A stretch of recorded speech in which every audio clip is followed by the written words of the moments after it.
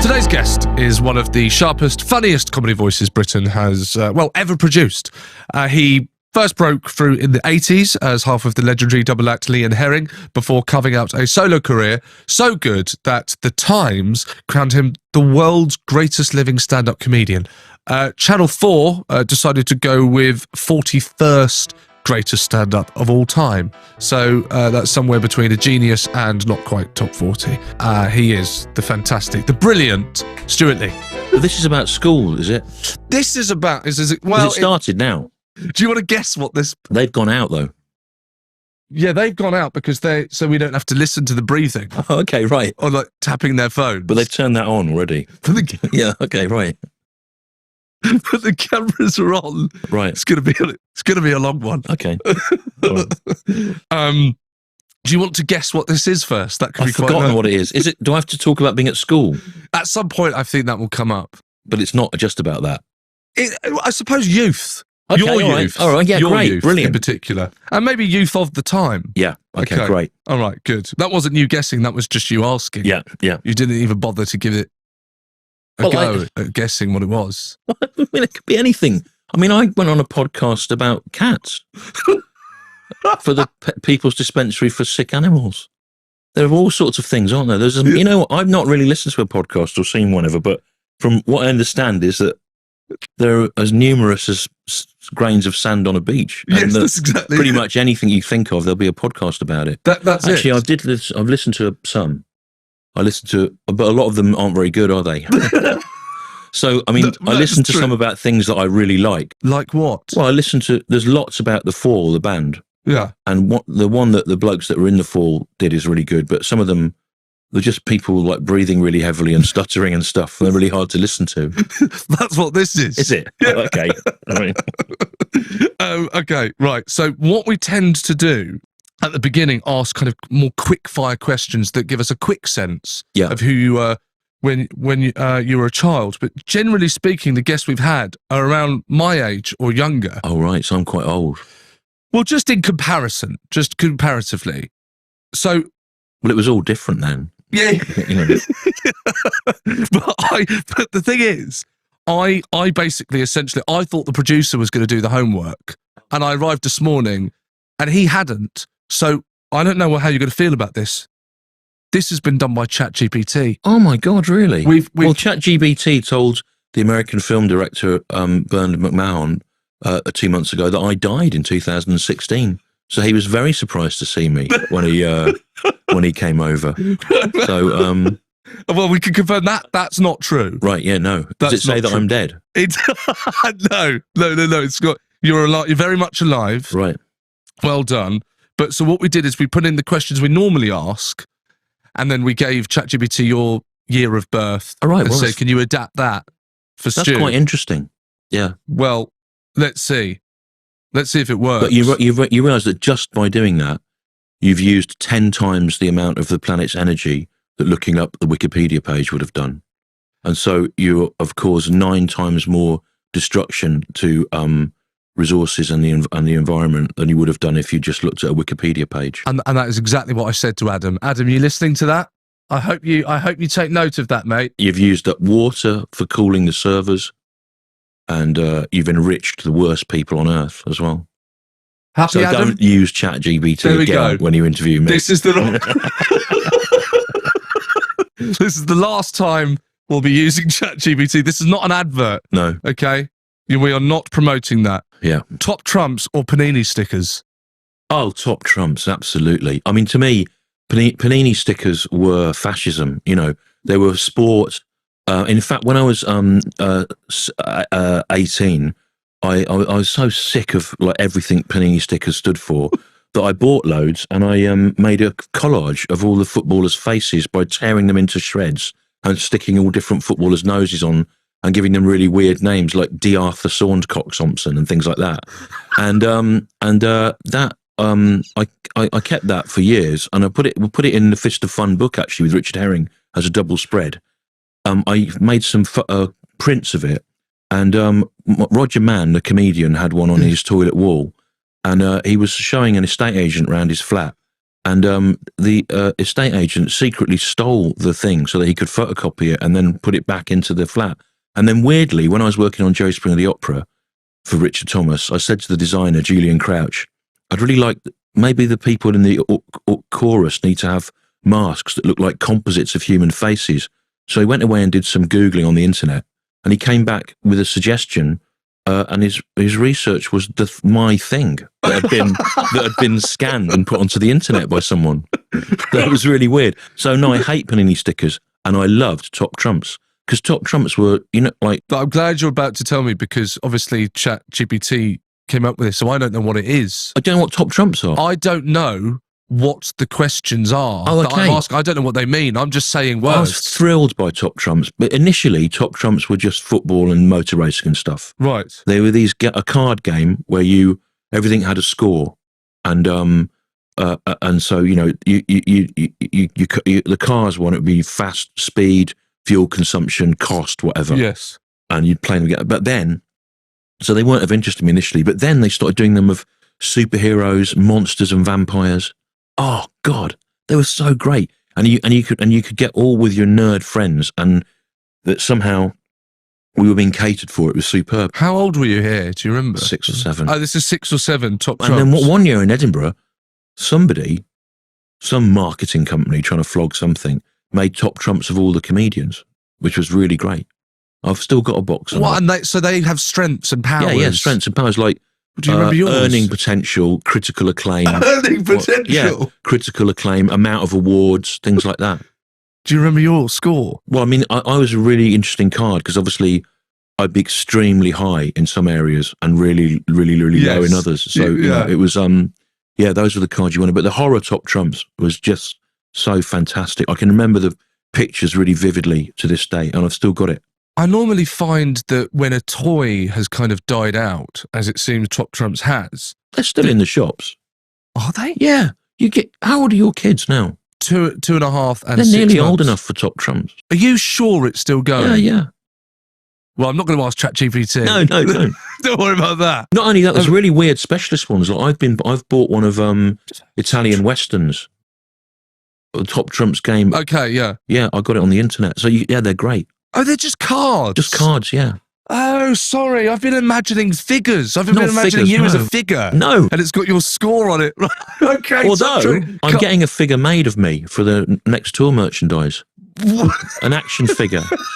Oh, it's all come clear as why you're here, really. No, I'm getting why you're here now, to plug your action figure. So, apparently it was because Barry Hogan, who does my merchandise, he'd made action figures of Iggy Pop, right? Yeah. And John Dwyer from the OCs.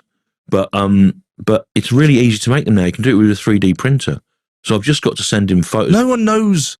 No one knows. I don't believe you know what... you've said 3D printer. You can't know I don't know what that it is. No, but he told me that's what... I've just got... We don't know what it is. We're now talking about something we can't imagine. Well, it doesn't matter because I've just got to send him photos of me from different angles, and he doesn't need to employ a sculptor anymore. That's the problem. You used to have to get a sculptor to make the action figures. Don't now. And I'm going to do one of this tour where I have a furry werewolf costume on the figure, and you can take it off and dress me. Would you like one of those? Your children. Would you like your children to play with a toy of me? Well, I've seen the show, and I don't know how accurate is the... It's going to be really accurate. Okay, well, that's worrying. Go and see the show if you haven't seen... I imagine it's sold out, so they're pointing... Well, it's on till the end of next year, so you'll find someone. Okay, there you go. Do go and see it. In fact, I think we could do with flogging some more for Ali Pali in London in February. What about Saudi Arabia? Yeah, well, it's not going there, is it? It's not going there. Because interestingly enough, I mean, the show is about all the sorts of people that have gone there. This Stewart Lee versus the Man Wolf is about those awful, stupid comedians that say you can't say anything and think they're being cancelled all the time, and yet somehow are billionaires and have Emmys and Grammys and things. And what Louis C.K. thinks he's been cancelled because he was made to apologise for masturbating in front of some women, and then seems to have been able to just carry on.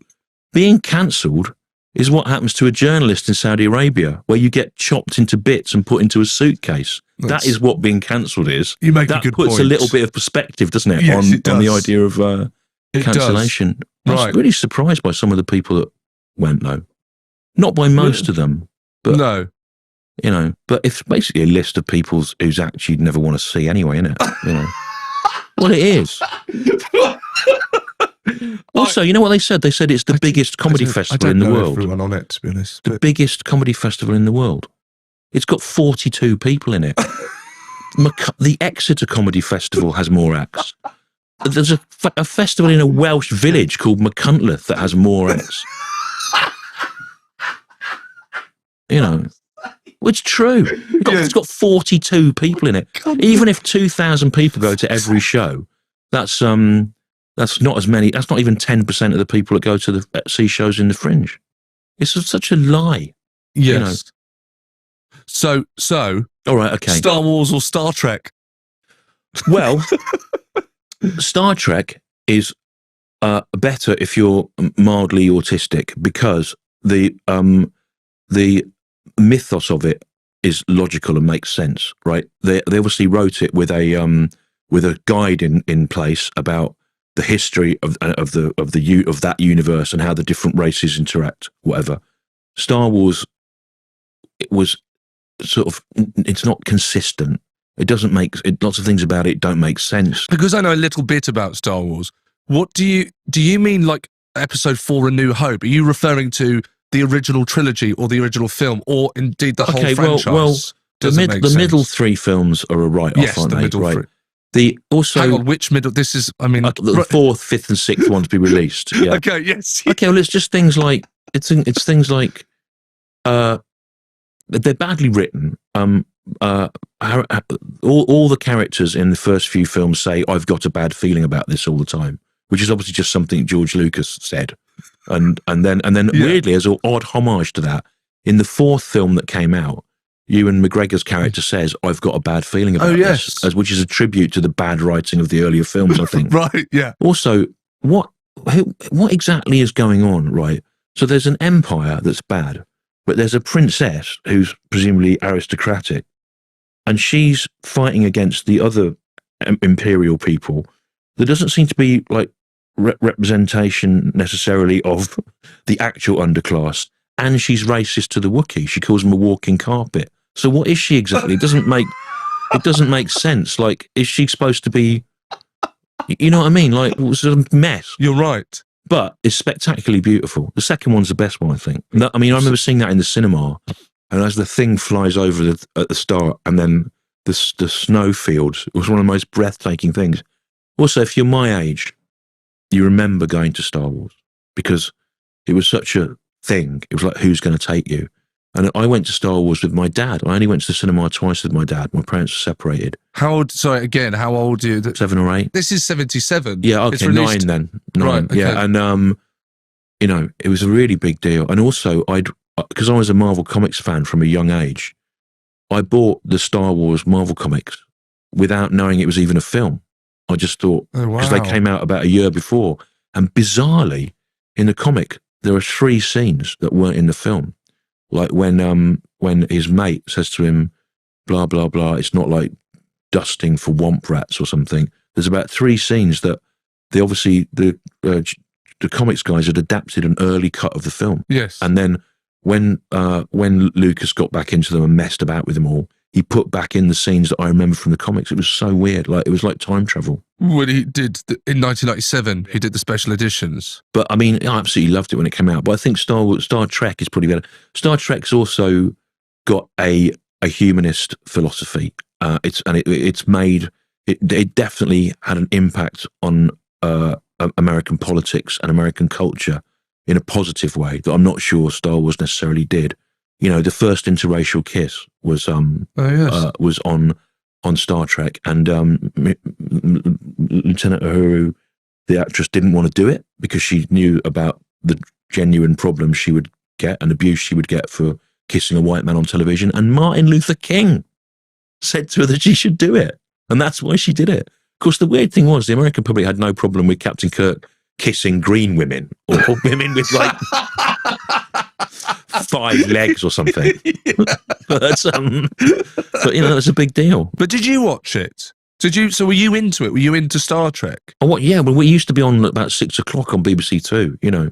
And in fact, whenever I do a gig in Oxford, I always go and find the neglected and abandoned grave of James Blish, who wrote a lot of the best Star Trek episodes. I find it very moving. Often it's all overgrown. You'd imagine that that there'd be enough Trekkies to like keep it neat and tidy. But yeah, so I mean, I was watching Star Trek before Star Wars. I only know the first series and the Jean-Luc Picard one. I haven't kept up with it. The Jean-Luc Picard one again was a really good effort to look at humanity in a liberal way. What's really bizarre is all those franchises now are owned by companies that have just bent over backwards for Trump and are doing whatever he says. It's really weird to think that Disney owns Marvel Comics, and Marvel Comics was, invented by liberal, autodidact Jewish anti-fascists and 80s acid-fried hippie dropouts in the 60s. And now it's owned by people that will kowtow to Trump. And there's a huge disconnect between the spirit of Star Trek and the spirit of Marvel Comics as they were conceived and the people that now own them. It's really bizarre. I've still got all my Star Wars comics from when they came out. And I've also got a record called The Story of Star Wars, because you didn't have DVDs then and videos. I've got an album where someone tells the story and there's extracts from the film and stuff like that with a big gatefold sleeve. And I loved it. So you loved it all, really? Yeah, I did. I loved that. But my main thing really was not Star Trek or Star Wars, but 1970s Marvel comics when they were written by hippies on LSD. They're the best. Yes. When did you get into them? In about 1973, I was in a newsagent's opposite the doctor's where my mum worked, and there was a Captain Marvel on the rack, on the spinner rack, and it would have been about 6p, and it was drawn and I think written as well by Jim Starlin, and he was being held in a kind of crucifix position by the Skrulls, and it was like episode 8 of a kind of 20-part thing, and I immediately went, there's this epic universe of interconnected stories, of course, and it really, really excited me. But back then, they weren't distributed properly, so the comics were coming into Britain as ballast for American ships. If your ship wasn't full enough, they'd fill it up with comics, right? And that's why when you were a kid in the 70s, if you wanted Marvel comics, they tended to be in seaside towns or motorway service stations, the weirdest places, and you could never get them in the right order. So you just kind of have to get them, and then you tried to piece together this world from fragments like a Rosetta Stone. It was really impossible to then they started doing British reprints in black and white, but they weren't as good. So, but even the act of having to find the things was really exciting.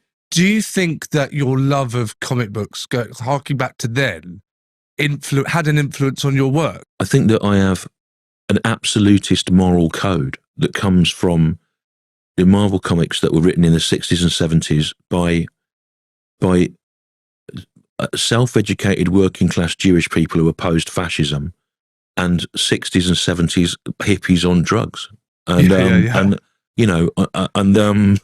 they're fairly unequivocal about things, and so it's weird now that they're all owned by all these awful people. Yes. So yeah, I think so. I think that and there's a lot of politics in them. Weirdly, I mean, I've got one framed at home, which I love, which is where Spider-Man gets involved in a student riot on campus, and he doesn't know which side to be on and whatever. Of course, in the Flash in DC Comics, the Flash just goes in on the side of the police and whacks the students around, because that's what DC Comics are like, the police, Right. Their superheroes are tools of the state, absolutely. Whereas the Marvel Comics were more, they're not anymore. I mean, they're part of a industrial, entertainment complex now. But also, it's weird because they were so even though they were written mainly by white people, they were self-consciously about racial integration, and the neighborhood that Spider-Man's in the 60s and 70s is multi-ethnic, and he has Hispanic friends, and if he was real now, he would be fighting Trump's ICE agents. Right. He would be in the street. If he was, and that's the interesting thing, is that in the 70s, when Nixon was corrupt in the White House, Captain America hung up his shield and became Nomad, the man without a country, until Nixon had gone. They couldn't do that now. Can you imagine that? Can you imagine the Avengers going, Trump's in charge, we're going to disband? Marvel Comics would be shut down tomorrow. Yes. You know. Right. Do you think that, because the stereotype, of course, of children with comic books is there's almost something lonesome. Oh, yeah.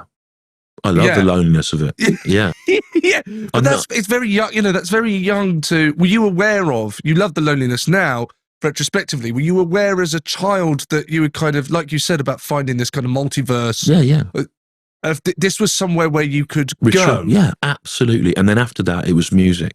And then sort of weirdly comedy as well. Even though when you're on the circuit, which I'm really not anymore, one of the great things about it is night after night, you see different people and you get on with most of them. Yeah. And but it's also, you don't have to join in with society.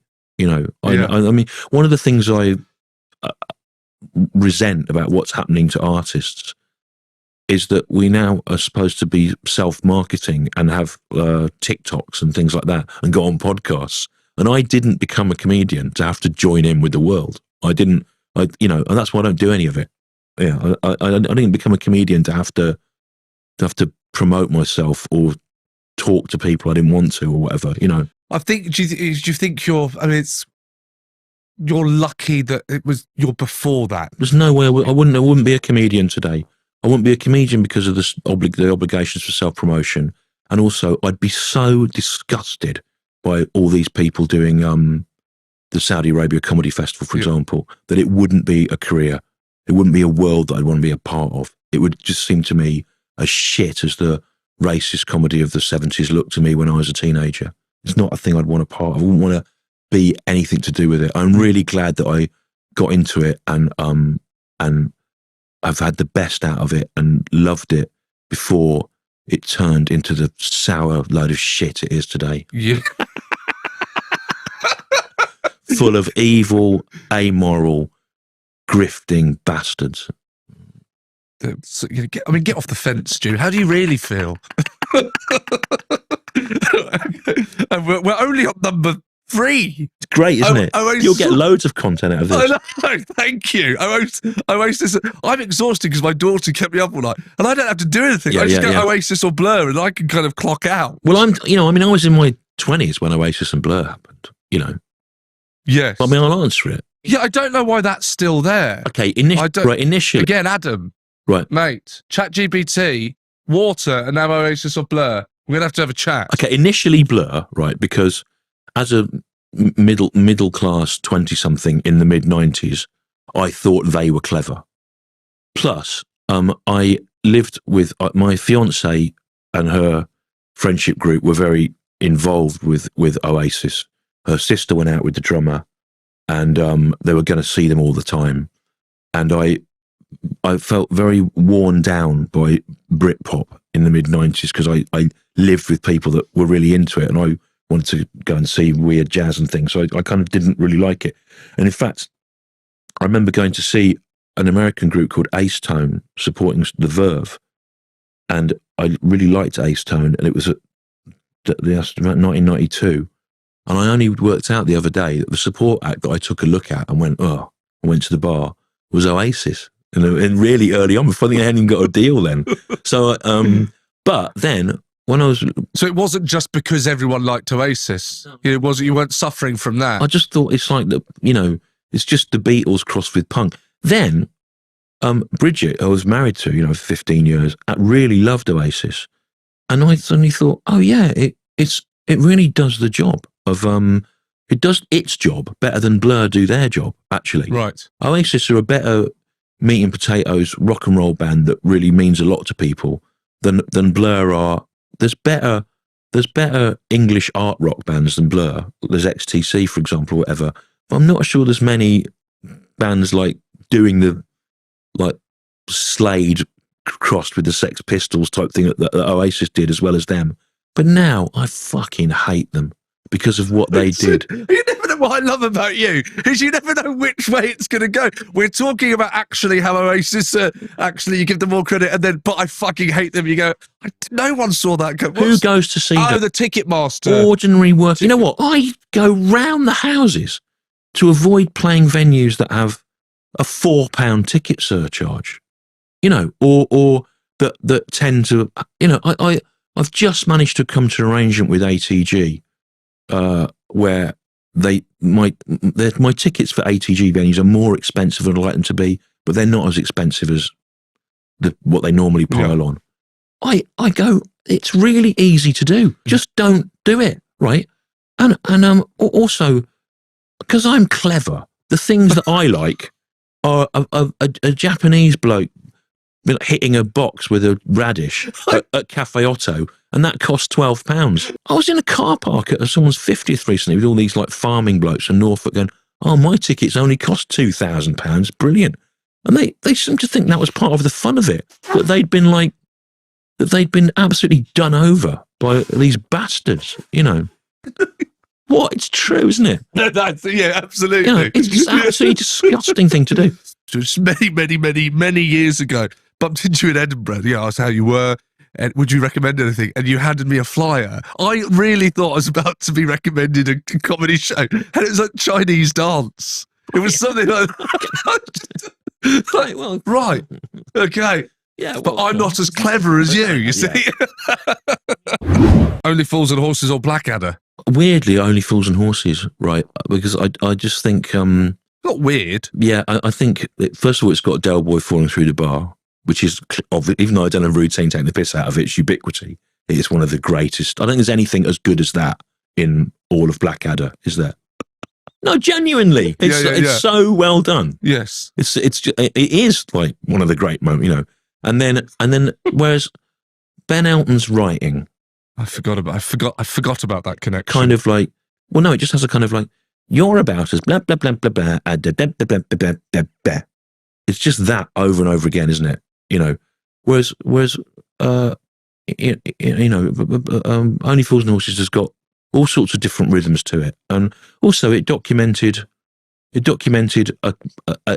aspect of white working class life that people understood, and television tends to not be particularly good at that, particularly the BBC. Yeah. And so yeah, Only Fools and Horses by some distance. Yeah, good. In fact, I don't like Blackadder. I find it really irritating to watch. But again, when the first series came out, I remember that seeming really exciting. I remember The Blackadder. Yeah, I remember being young and that being on, and it was all lots of it was shot on film. It seemed really great.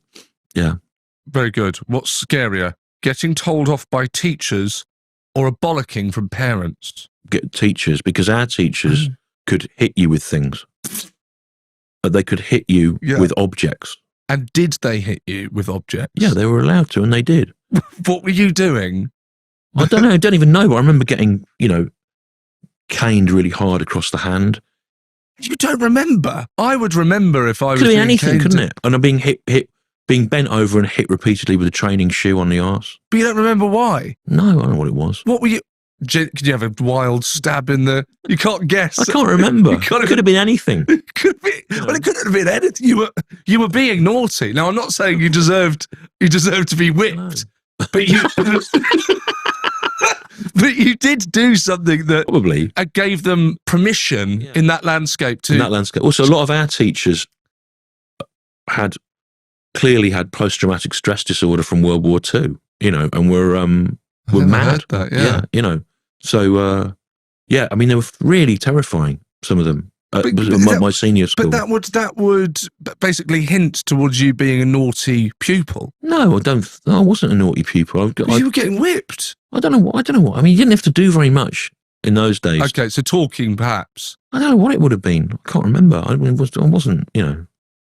But yeah, so definitely teachers. I didn't really ever get in trouble with my parents. My mum. The only time my mum, I remember being really annoyed with me was in the second term of university. I came home, and I'd been working in a job, so I'd got enough money to not have to work when I was at home, and I had a lot of reading I was supposed to do for my course. I used to sleep all day and sit up all night reading. After about 3 weeks, she went, out of the blue, she went, "You've got to move out. You can't come home again. Next year, you've got to find accommodation in holiday times. You can't live here. You're too annoying." And I went, "How can I be annoying? I don't even do anything." And then years later, I realised that was what was annoying. Anyway, so I didn't get upset. I just thought, oh, and then I always made sure I never went home again after that. And then years later, it came up, and she said, "Oh, I never said that." I said, "You did. You were very explicit about it." She went, "All right, I did say it, but I'm really annoyed with you for thinking that I would have meant it." But it was quite good, actually, because I might have hung around for ages otherwise. It got you out of the house. Got me out of the house, yeah. It worked. I got a job in a fancy dress place with Richard Herring and Mike Cosgrave. We used to dress up in the costumes. How old are you here? 19. In a fancy dress shop? Yeah, I used to dress up as... Once we went out, I was dressed as an ape. Mike was dressed as the creature from the Black Lagoon, and Rich was the Mad Hatter. And we went around giving out leaflets together. A terrible group of people. Like, why would they? What were the leaflets for? The shop? Yeah, of course they were for the shop.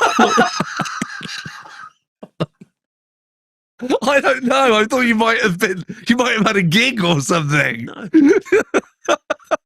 Okay.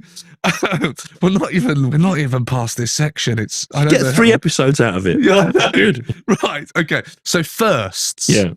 E.g., first fight. Oh. Have you been? Do you know Horatio Gould? No. Horatio Gould is a very funny young comedian. Huge. In fact, when I talked to him, he's a friend of mine, but he came and did this. He's now 28, and I can't believe, because I met him at, I don't know if you have this, because I met him at 24, when he was 24, I can't believe that he's now 28. Because science not, I can't understand the concept of time.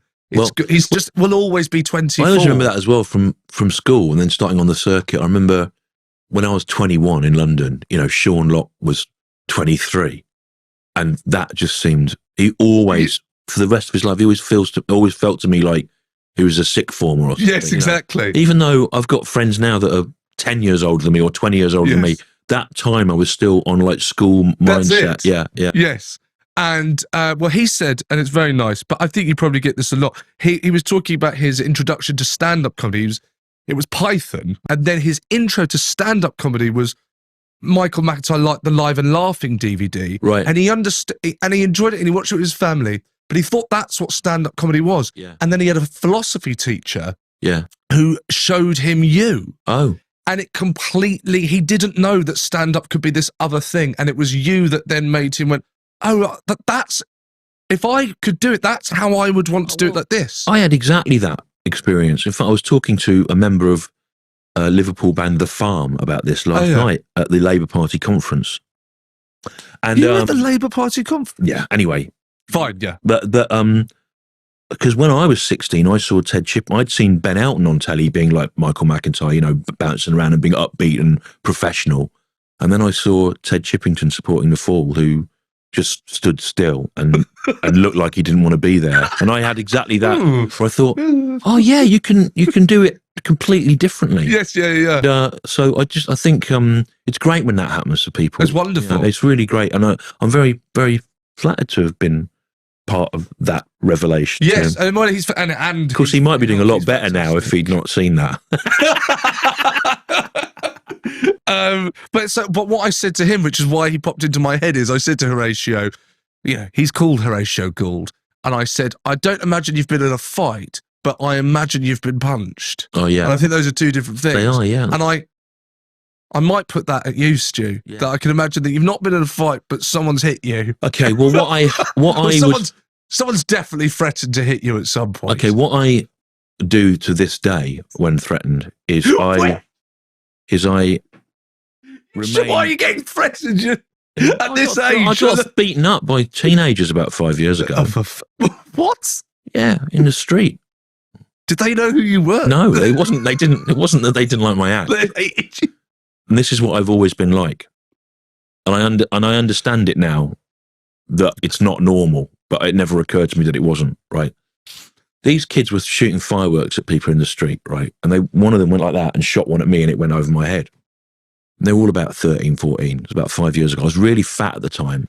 I looked like a real little old man at the time as well. I was really fat and I had a massive beard and I wasn't really looking after myself. And I had a happy shop. I had 2 happy shoppers shopping bags. It was during lockdown, I remember. I said, don't do that, right? Because if that goes in someone's face, they'll get really hurt and you'll get arrested and you'll be in a lot of trouble. And then he's like, and they're all around me, like threatening to get knives out and stuff. Fuck. I'll cut you and whatever. And I was going, well, you don't want to do that, do you? Because that will escalate ridiculously. And then you'll have a criminal record for stuff. And I've got this thing, right, where I don't get frightened in the moment. It just seems absurd to me. And of course, that makes them even more annoyed. Yes. So what happened then was the one came round the back, punched me in the back of the head there, which is quite dangerous, isn't it? It's called a rabbit punch, and it can like really do your spine in. Then I sort of Did you know that before you were? No, did you know about the afterwards. rabbit punch? I found out that's what it was. Yeah. And I fell down, and my shopping fell out. Then a woman came out of a house and started shouting at them, and they sort of went. And then then she like helped me up, and then one of them came back and put the shopping into the shopping bag, and then ran off. So they were between like tough guys, but also little boys. Well, he's the one in the film that has a kind of different story arc to the rest of Is there a film of it now?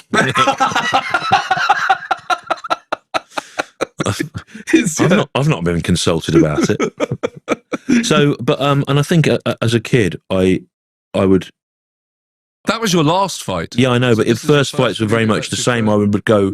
I remember sitting on a wall by the fountain in Mell Square in Birmingham, in Solihull, where I grew up, and I was about 14.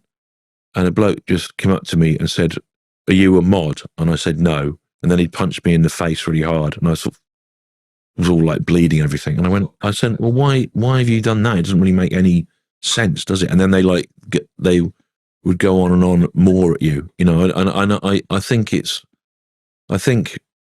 if you're a little, like, you know, we know what it is now, don't we? You know, if you're a bit, you know, you kind of, you don't have to say it. You kind of think this doesn't make sense. Yes, like, yes, yeah, absolutely. You know, and of course that just annoys people even more. But yeah, I never was really. You said a mod. Was it a mod? Yeah. So what were you? More than anything. 14. Yeah. Were you not? When I was 14, you kind of were. I mean, you wouldn't be using the word identify as, but there were these groups that they were goths, there were skaters, there were chavs. I'd liked all sorts of things, but I mean, it kind of. I've never really fought back in those situations. I've just made them worse by trying to ask what's going on, and the result being getting hit again. Yeah, and then sometimes I do that on purpose to see what will happen. Yes. And my son actually said to me, "You understood what was going on there, didn't you? But you pretended not to because you wanted to make it worse to see what would happen." And I went, "Yeah." Because sometimes you get ideas out of it. In fact, I was in lockdown and I was walking around central London, and it was when you could sit outside a cafe but not go in, that kind of time, you know. Around the back of John Lewis, there were 2 blokes having a fight, right? John Lewis? Yeah. And I went and I thought, I'll go and watch this, you know. And watch this. I went, "Why are you fighting him?" "Fuck off, mate. What's he done?" And then just leave us alone. Right? I was going, what is it about? You know, what's it about? You know, and I thought something really weird might happen here. I might get an idea from it. And then I saw sitting outside the cafe was Jamali, you know, Jamali Maddox. The comedian, yeah. And he was looking at me, like, and I went over and I went, "Hello." I went, "Do you ever do that? You know, just try and see if you can make something happen, get an idea out of it?" And he went, "No." Of course not. Asking people why they're fighting. It's interesting though, isn't it? I mean, why were they fighting? I still don't know. Well, if you're watching, if you can get in touch at Class Clown, let us know what happened, guys. You were friends.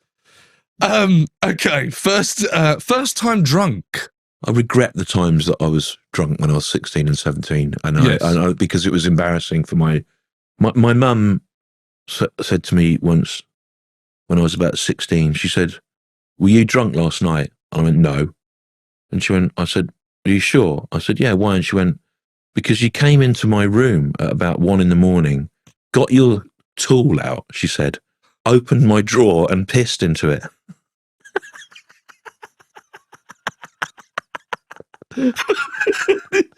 So Did she understand that you were sleepwalking? I hope so. You were.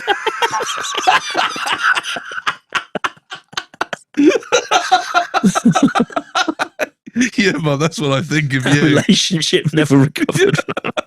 I've seen my friend do that to my shoes. Oh, I was in the kitchen and he came down and just my shoes were in the corner of the room and he just pissed on my shoes. Went back to bed. Again, I hope he was asleep. yeah, but wasn't it fantastic to be drunk at 16 or 17? It was never that good again. You spend the rest of your life chasing it. You never get it again. So that's the end of part 1. If you want to hear part 2 immediately, you can sign up to our Patreon at patreon.com/classclown and you'll get part 2 right away. Of course, and that will apply to all the other guests that we have. You'll have part 1 and part 2 immediately and ad-free. Wonderful to have Stu with me. Certainly, I might say, I remember being, I think I was like 20. I went to see the show 41st Best Stand-Up Ever. And afterwards, he did a signing, and I got him to sign my comedy notepad. And he saw some of the things I'd written in there, and he said that I'd Richard Herring's handwriting. And I was so excited about having just a brief exchange of dialogue with him that I ran around a nearby fountain at the Oldstein in Brighton, if you know it, just screaming, "I've got Stewart Lee's autograph." Waving it around whilst running around a fountain. So to be able to then come and do this with Stu and have him as a guest, as you can imagine how thrilled I am and what a brilliant guest he is. Part 2 out next week if you don't sign up to Patreon. If you do sign up to Patreon, you'll get it right now. I want to go all the way back to the beginning then of essentially, so you mentioned Solihull. Yeah. And that's where you grew up. Yeah. And what did it look like then growing up? In terms of, culturally, and what did it, do you look back and realise you are a product of that town? Absolutely, yeah. It was 95% white. It was a sort of a town, a satellite town of Birmingham that had been absorbed into it. Right, But, yeah. But at that stage, it finished. It not far from our road, it ended, and that was the countryside. Right. And so you could walk into the countryside and there would be rabbits and there would be gorse and wildflowers and abandoned old ruined farmhouses that we used to play in. And now all that has been absorbed by something called the Monk's Path Estate, and the farmhouses that were ruins that I used to play in with my mates have been done up and made into luxury houses. Amazing. And so it was great. And but also it was a very safe place. You could walk into the middle of town through 2 big parks, but it was also the kind of place that if you were interested in things, you would have to get away from. Yes. You know what I mean? Yes, yeah. So absolutely. so there were the people that stayed and there were the people that went, and the people that left, we'd go back at Christmas, and everyone we were at school with would be slightly resentful, or think you'd like betrayed them by going. You know what I mean? Yeah. But it was really great. I remember being, on my bike all the time, going down to the woods. In fact, there was a band from Solihull called the Swell Maps that were a bit older than me, a punk band, sort of arty punk band. And just before he died, Nicky Sudden from the Swell Maps wrote a song called Widney Lane, and Widney Lane was the main road, and the housing estate I lived on backed onto it. He lived in one of the posh houses on Widney Lane. I remember I delivered his parents' newspaper, and he wrote a song called Widney Lane, which exactly is 6 minutes long, and it describes every detail of my childhood, because he was in exactly the same geography, going down to the woods, going to Tudor Grange swimming baths, going through the park, and all the things you did. And then when it was kind of idyllic, but also you had a sense that the world you wanted to be in was just slightly out of reach. Even like the fact that there was bands that I'd love to have seen playing in Birmingham, but to get back would have been difficult, you know, because we were just too far out, you know, that kind of feeling of like missing everything, you know. Yes. But so did you want to get in? Is that what you wanted? You wanted to be in the city? Absolutely a product of it as well, because it's a sort of neutral place. You know, it's kind of, it thinks it's posh, but it's not that posh because it's in Birmingham. It's not posh in the way that Hampstead is. Yeah. It's like, and most of the money there was from people working for Rover. You know, in fact, they're in trouble at the moment because the Rover plant's been hacked, and all the production's ceased, and the towns, everyone's running out of money. You know, but so yeah, it was an extremely normal place, but weirdly, it threw up some eccentric characters like the Swell Maps, like Genesis Peerage of Throbbing Gristle, came from Solihull, and Napalm Death, who invented grindcore, were in the year above me at school, and I saw one of their early gigs at Dorridge Village Hall. So it's sort of you know, it's why do you think that? Why do you think it is? Because I think sometimes really, like, it's the same with Bromley in Kent, on the fringes of London. That's where Susie and the Banshees and The Cure and all these, and Generation X all came.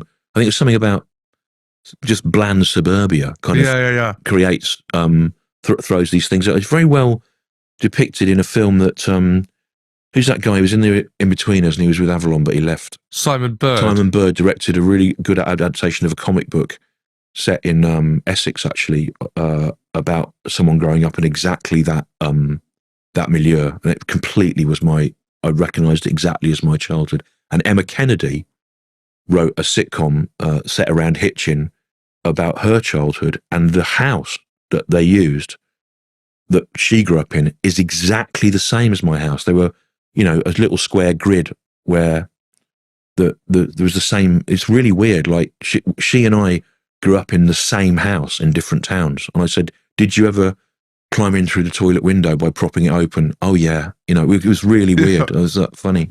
Did you find that the condensation would gather in between that bit of wood that was?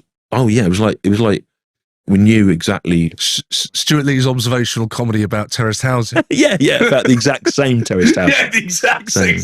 Yeah. What occurred to me then when you mentioned about the kind of town ending and that it being countryside and rabbits is the last show, or the show you're still doing, and you mentioning, is it going away to Scotland? Like it's one of the Shetland Islands? Yeah. No, it's going to Orkney. And going to Orkney, that's it. And do you think that there is, and I might just be looking for this a little too hard, but there's a connection to be made between like that countryside being there and you escaping there, and then you going to places like I know. I mean the countryside between the Solihull on the edge of Birmingham and the next place, which was sort of Stratford upon Avon. It's absolutely fascinating. I mean, as soon as I had my own agency, like could pass a driving test and borrow my mum's car, I went off all around that, and it was full of old weird houses and like bits of prehistoric archaeology and mythical places, and you know, I really loved that, and I still sometimes go an inconveniently long way if I'm going to the Midlands by going over the Cotswolds to go through all this place. I really loved it, and also as a kid, I'd want to stop and see things like the Rollright Stones, and my grandparents, who I was with a lot of the time, would never let me. They used to say it was boring, and I love that you've got the other way round of what it usually is. Usually a child's telling grandparents this is boring. Yeah, I remember my gran going, "Oh God, you and your old ruins all the time." It was really fed up with it. They didn't like me reading either. They said that's what Nancy boys did. They said to me. You believe that? It's really funny, isn't it? Well, why did they have that attitude and you not have? So where did your attitude to, well, you know, reading come from, and then your grandparents thinking that was something for Nancy boys? I don't know.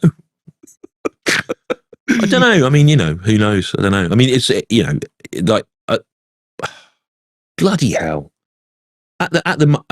About a year ago, I went into my GP about something, and I obviously showed up on some sort of red flags where I was sent to a new scheme they've got, which is just in the process of being cut by Keir Starmer, actually, where there's free counselling for people that were adopted or began their lives in care in the 60s and 70s.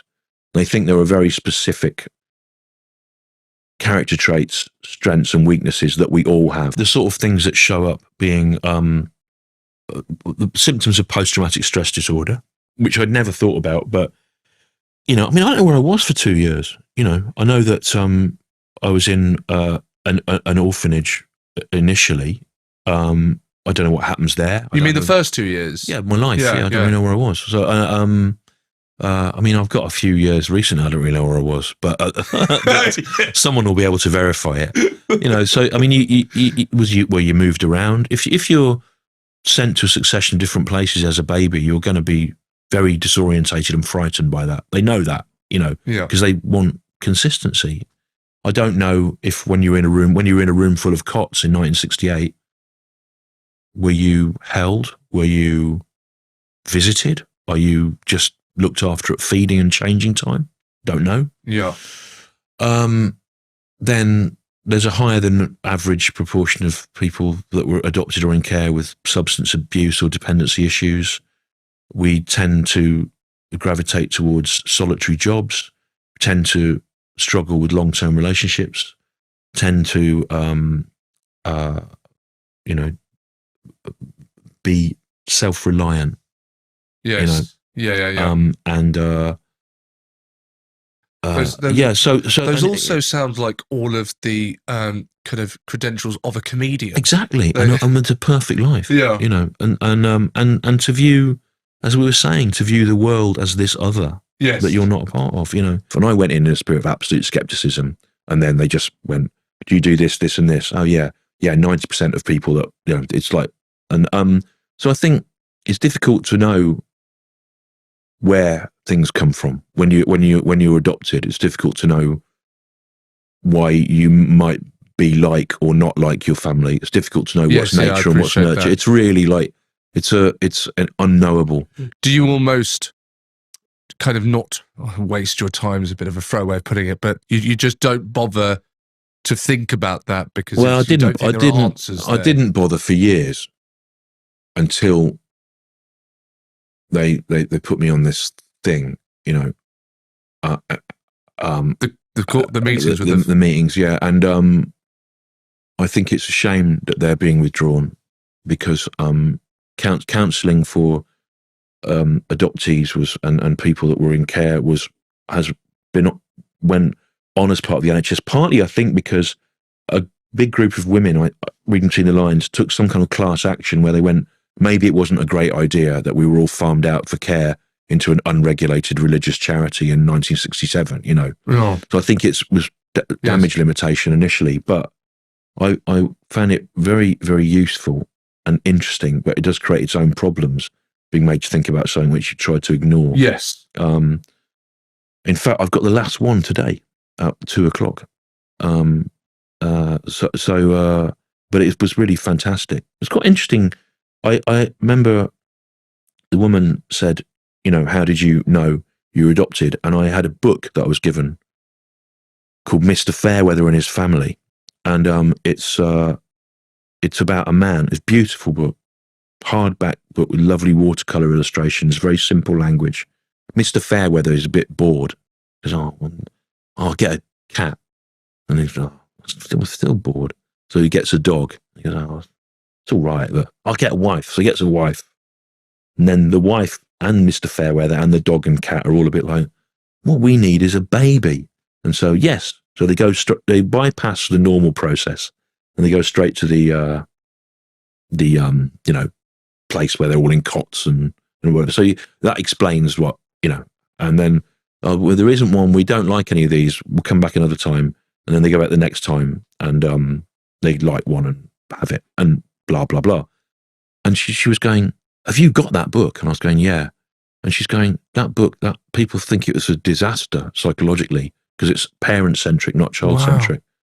And she said, all I've ever seen is scans of it. Have you got one? I went, yeah, you can borrow it. It was like giving her like Hitler's diary or something. It was amazing, Anyway, I said I liked it. In fact, then I looked on, I thought I liked it. I thought it was a really beautifully made, sensitive book, And I looked on Amazon. I looked it up. and there were second-hand copies of it, and it was all people saying, "This book ruined my life. This book destroyed my self-esteem. I hate this book. Everything about it is wrong." And there was one review saying, "I think this book's really good. It gave me a sense of identity and placement. It's a beautifully produced example of a children's book." That's my review.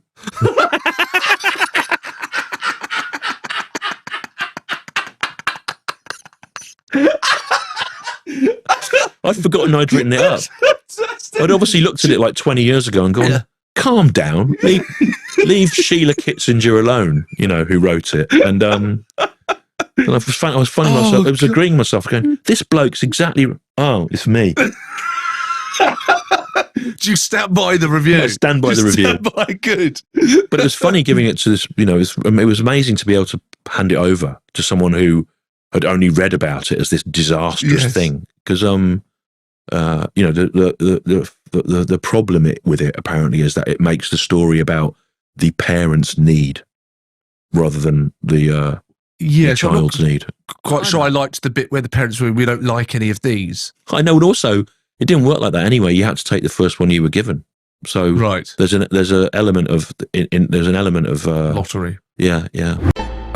Do you quite a lot of I think we probably touched on this when we last gigged together. That, did I bring this up? That quite a lot of comedians are adopted. Mark Steele's, of course, adopted. Yeah. And do you think there's a kind of reason that a lot of not a lot of adopted people, but sorry, in a lot of comedians, there's a disproportionately high amount of people. Precisely. Yeah, and there must be.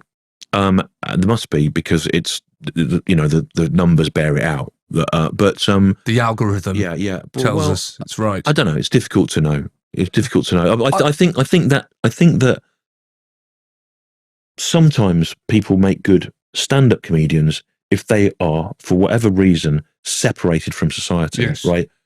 For example, there's a kind of comedy that is people going, "We all do this, don't we? Why do we do that?"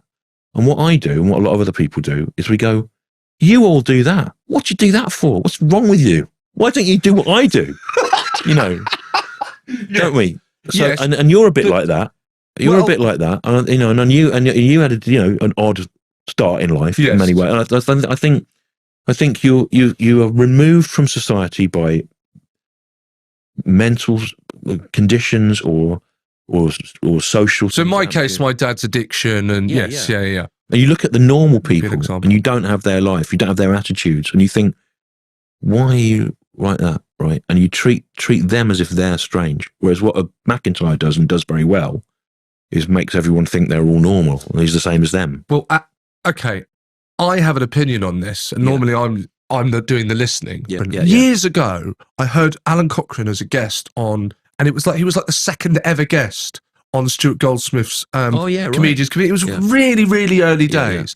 And he said something that's always really stuck with me, and maybe it's not true, but as a generalization, I think it's quite good, which is the comedians that tend to do the observational comedy, the aren't we like, or aren't I like, but really the subtext is aren't we like.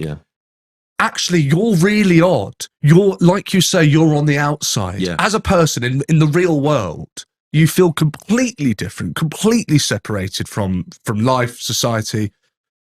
You go up there and going, we do this. That's your reaching out to try and be like everyone and to try and understand them. And I remember when I was a child, my friend was, my best friend, one of my best friends was Crazy Dave. And we would walk to school. And I'll never forget this. It's almost like a kind of what you might say is a bland observation. But it stayed with me for the rest of my life. Is we were in the shop, we're in the local newsagents, and the person in front of us was just doing their weekly shop, but in the newsagents. And it was just infuriating. He didn't say a joke, he just pointed it out. This shop isn't for the weekly shop. And there was the truth of that. And I found it so funny that this kid was commentating on what was going on around me. And so actually, I say to that, what you said is that the comics that are going, aren't we like, the irony is that's them kind of going, I'm not like you, but I found the things that I think are the common ground between us. Yes, I'll meet you halfway. And I'll meet you halfway. And it gives me so much joy to find something that has common ground with you. It Yeah. gives me so much joy. It actually physically makes me laugh, and therefore the joke is born. But of I that. also think what is attractive about it is, for me, is that you're kind of mainly on your own. You know, Yes. like you don't have to. I don't have to be with people. Yeah. Yes. Yeah. And that's it. Yeah. And that's the kind of irony of being up there. Yeah. Is you're not being. Well, I with tell them. you, when the 2 hours you're on stage is kind of easier than life in a way. Absolutely. Things are only going to happen within certain parameters. You know what I mean? Yes, absolutely. Like yesterday, I had to do a launch event for this new political website, The Nerve. The Nerve, yeah. With Carol Cadwallader from all the people that were sacked or quit at The Observer. And they had put me up in an Airbnb, and me and Carol Vorderman she's writing for it, but we were part of I knew that we were there because it would mean people would come if there was some, certainly for Carol, less for me, but and I knew that part of the unspoken deal was that I had to stay at the party, you know, and talk to people about the project. Yes. And that was very hard Of course. for me, you know. It's not Absolutely. what but I had to suck it up because they'd got me an Airbnb for 2 nights, and I really want this paper to work. I think it's really important, and I really love Carol Cadwallader's writing, and I'm really flattered to be a part of it, and I get to do a column every week. It's an interesting experiment at this point in politics. Yes. But yeah, I had to do. All the people I met were really nice. They were really interesting, but it's not. I didn't become a comedian to have to actually interact with lots of people in a place. Exactly, that's it, isn't it? The irony of it, and you're talking about the kind of the parameters of only a few things can kind of go wrong within this box. When I did a gig when I was 20, but I realised very quickly I come from a very chaotic household. Oh yeah. But I realised that once you have your set together, so this doesn't apply to work in progress shows, which are always for comedians the scariest bit. Yeah. They're jumping off the plane without the parachute. But once you get your set intact, you basically can predict the future. The audience don't know the future because they don't know what you're about to say, and they don't know that you actually know what they will do. Yeah. Yeah. They think they have free will, but they're actually on a tram line that you've created. Yeah. Yes, I mean it's really. To be honest, in the current show, because I do the second hour in a costume, at half time I think it's finished, and I think, that other guy's taking over because it doesn't even matter what happens to him because it's not me, so it doesn't even worry me at all. Just like I'm just inside it, you know. Yes. And if it goes down badly or they don't understand it, it's not my problem, you know. Well, that tends to not happen for you. But go just quickly, because we're short on time. But going back to that sense of feeling, kind of, you know, not wanting to be in the crowded room with the people. That I'm going to assume goes back all the way to. I mean, that goes back to. Well, I'm going to read comic books instead. Yeah. Also, when I think about it at school, I really recognised it in my son. You'd have one or two. I was sort of.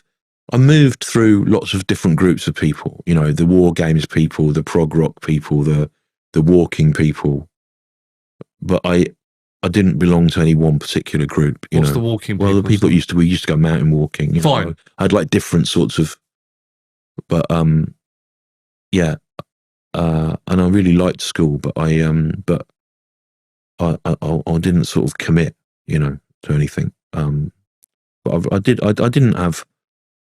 I'm not one of these comedians that had a bad time at school. I really liked it. Yeah. The thing I normally just ask everyone is, or put it to them, is that, and I think you'll know the quote, is Aristotle says, give me a child until the age of 7 and I will show you the foundations of the man. Yeah. Do you think that had he seen you as a 7-year-old, he'd be able to know where this is going to go? And if so, what were the indicators? Yeah, I mean, I would write stories in my spare time, Amazing. you know, and comics, funny, silly comics. In Do you fact, draw? not anymore, but I wasn't bad. In fact, weirdly, guess what? You know Stephen Bennett, who does Chortle? Yes. Yeah, he was at my school, right? And What? I used to do a comic, right? And I did a character of him, and the flying Bennett, and he used to fly around with just a head. And then he left after the first year. Because of that? No, Because just you left. decapitated him. No, it was just like his head flying around. I can't remember why that was. But Stephen is a comedy critic, yeah. and when Stewart Lee was a child, he drew a picture of him with his head cut off. No, not cut off. It just was only a head. It was only a head? Yeah, it wasn't severed from his body. He just was just a head that flew around, the flying Bennett. And I used to do like, so. Yeah, and I mean, I remember my mum, when I was about 8, 7, took me to see the two Ronnies, who I found out only ever did one live tour, and I saw it at the Belgrade Theatre in Coventry. And this happened to me about 5 times in my life that I laughed so much. I was insensible. You know, I fell off my chair and was on the floor. Like, it was Ronnie Barker telling this story about a little brown Richard III, and it wasn't clear whether he meant a turd or a bird. It was Cockney rhyming slang, but all the sentences were so well written that it could have been either at any point. And so it was a fantastic routine because it only happened in your head. You know what I mean? Yes. You had to decide which one it was. And it was my alchemy. It was magical. In fact, I've probably ripped that off thinking about it, where I have a phone conversation about the names of businesses, and you don't hear what the other person's saying. But from my response, the audience work out what he might have said, and they have to use their imagination to make it. So very probably thinking about it, like so many things, you suddenly go, oh yeah, that was that. I've done that. Yes. I mean, I remember it being just superb. Like, and then. Did you know then? So you sat there as a child going, hang on, so how do I get up there and do I wanted this? to. No, When does that I thought I'd happen? write, and I thought I'd write, and it was actually seeing Ted Chippington that made me think I could perform, because he couldn't perform and neither could I. So I thought, you don't have to be able to. You know? Yeah. So, but he wasn't your first. He wasn't your first taste of stand-up comedy. no. Well, weirdly, the first. I mean, I remember going to Butlins Minehead with my mum and like seeing like club comics in the Redcoats. Yeah, no, Yeah. well, yeah, No, no, but they had like a cabaret show on. I didn't really like Yes. that, and I'd seen like stuff on telly, but the only stand up on telly I remember liking as a kid was Dave Allen, Right, yes. which was like just not like you could, even as an 8-year-old, you could tell all the rest of it was a bit shit, you know. But then the first people I saw, the first stand up I ever saw live, really, was Peter Richardson from the comic strip opening for Dexy's Midnight Runners. That's Red Richardson's father. Red Richardson's Yes. father. In 1982. I went to see Dexy's, which was the third music gig I ever went to, and in 1982, and Peter Richardson was opening in a character of a Mexican bandit. And I remember thinking I was on my own. I used to go to gigs on my own when I was 13. And I remember really, really laughing at it. And then years later, I met him and said what a big deal it was for me. And he was on that tour in a double act with Nigel Planer, but Nigel Planer couldn't do that night, so he did this character. And he said it went so badly, he never did it again. And I remember really liking it. I think it was really good. Then That's part of the reason you're a stand-up comedian. Yeah. Then the next thing I saw was about 2 years later was Phil Jupitus opening for Billy Bragg in a little club. Porky, was he? When he was Porky the Poet, yeah. But again, both of those, and it was brilliant because he was what David Baddiel was similar in when I first saw him in '89. In that they both talked about things that we were interested in as teenagers, programs that we remembered or ways we felt about the world. And those old guys going, this fella, he moved in next year, a black belt. They had nothing to do with us, you know. Yeah. And Phil was doing stuff about Trumpton and like things that we'd seen on telly as kids. And so it seemed like unprecedented. Now there's so much content and so much of it is bespoke. People in the end will find something that they relate to, but we didn't. And so it was amazing. And then, but even then, I still didn't want to be a stand-up because I thought Phil was a big, funny character. You know, I didn't think I could do that. It was when I saw Ted that I, and then after Ted, I mean, all bets were off. I saw I started going to stuff when I could, and you couldn't see much in the Midlands. When I was 17, I saw Oscar McLennan at Midland Arts Centre, who was more of a performance artist, really. But God, that was fantastic. That show. A stand-up nominally, but a lot of very dark stuff and him rolling about on the floor. And then in Edinburgh in '87, I saw a bill when I was 19 that was Arthur Smith, Norman Lovett, Arnold Brown, Jerry Sadowitz. And that plus Ted Chippington is what I spent the next 5 years doing, a mixture of those things. Right, yeah. But what a thing to see at 19, all those people and all of them at the height of their powers and all the things that I liked, the unnecessary unpleasantness of Sadowitz, the laconic charm of Arthur, the surreal weirdness of Norman Lovett, who at the time had a routine about a man who was called the Alphabet Man, and he could make his body form all the letters of the alphabet and all these different scrapes he got into as a result of that.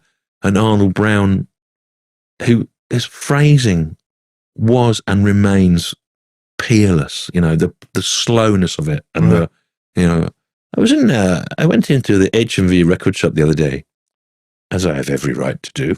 And yet there was no question that he wasn't allowed to. There's all these funny things like that. Just that bill, my God. But when you were at school, was there because what's interesting, listening to you, there's not yet been an urge, whether it's school or outside playing out, for you to make people laugh, make your friends laugh. Was that there? Were you a comedian amongst your friends, or was it all kind of internal? I was at a very minor public school, ex-grammar school. I got a part scholarship, and then weirdly, I got a grant from a charity for orphans, waifs, and strays, which was a bit of social engineering of exactly the kind the Daily Mail don't like. Right. Where people who have experienced barriers are given a bit of help. And the humour at my school was the bullies, who were hilarious. They were really, really funny, as long as they weren't bullying you. Yes, like Flashman sort of characters, like David Cameron kind of was probably like that. Right. You know what I mean? Okay, kind of they were really funny and but horrible. And so no, but I mean, but I used to write little funny magazines and things and stuff like that. And there was no, like you say, there's no class clown. You weren't a class clown. No. It doesn't sound like there was an urge to perform, and it was Ted Chippington almost not perform. Yeah, that made you think, right, actually, so I don't. I wrote like little comedy sketches and things, but I didn't think that was something I'd end up doing. It was very liberating seeing Ted as a 16-year-old, and it's a bit like, people 10 years older than me who wanted to be musicians thought that they had to be like Yes or Genesis, and then they saw the Sex Pistols. About 8,000 people seem to have seen the Sex Pistols in a 100-seater room called the Manchester Free Trade Hall, in 1976, and they all went, "Oh, you can just do that. I'll do that then." Yes, and that's sort of what I felt about Ted Chippington. I can never thank him enough. It's embarrassing, really. My whole life would have been absolutely different. I wouldn't be sitting here now talking to you. You wouldn't have peaked sitting here talking to me. This is not what you had in mind. No, but I mean, it's sort of amazing, like what the string of. But I'm also very grateful to the Fall as well. You know, whenever I meet guys from that time that were in that band, that because I liked them and they thought it would be funny to have this irritating man annoy their audience. That's that. Like, I mean, you know, everything hangs by threads, doesn't it? We're so lucky, you know. Yes. Everything's there's so much random chance and luck in how we arrive where we are. You know, weird. But you made your. You could say you made your own luck by being, you know, by being at all of those concerts. You went to those things, and I was lucky. I was lucky that I wasn't. And also, I was lucky I wasn't pitchforked into a mass grave like other children that were born out of wedlock in the 60s. Well, when you put it like that, I think that's amazing, Adam. I think that's a lovely time. That's a perfect point to end with just all of that. Me saying I was lucky I wasn't pitchforked into a mass grave. There you go, Stewart Lee, not a class clown, but we got a sense, I think, of what made the clown. So, you know, what can you say? One of the best ever, and what a pleasure to talk to him and have him be so open as well. And yes, he did say there might still be tickets for his talk because it's been extended for so long. So do check out, see if you can go and see him live. It's an incredible show, and of course, to Class Clown listeners, please please subscribe, follow us on YouTube, subscribe on Spotify, and leave comments. All helps, and of course, you can sign up to Patreon if you want to get the show ad free with some bonus content as well. That's enough from me. I've been Sean Walsh, and I'll see you next week. Cheers.